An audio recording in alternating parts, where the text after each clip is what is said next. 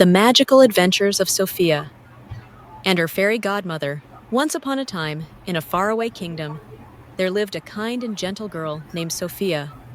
She had sparkling brown eyes and hair as golden as the sun. Sophia lived with her wicked stepmother, Victoria, and her two spoiled stepsisters, Daphne and Rachel. They treated Sophia poorly, making her do all the household chores and never giving her a moment's peace.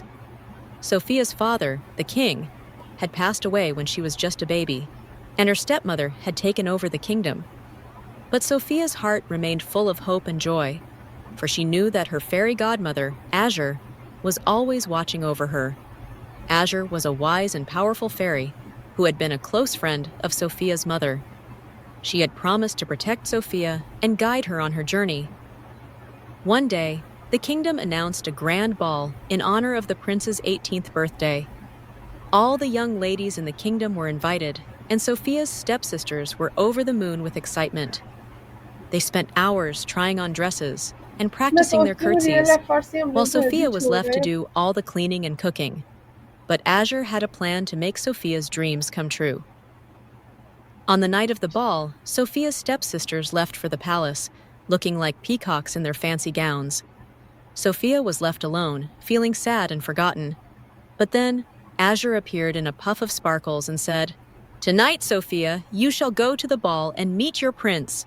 With a wave of her wand, Azure transformed a pumpkin into a magnificent golden carriage, mice into white horses, and a rat into a coachman.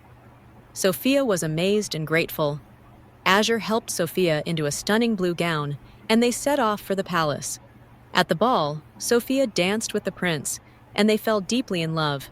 But when the clock struck midnight, Sophia had to leave abruptly, leaving behind one of her glass slippers.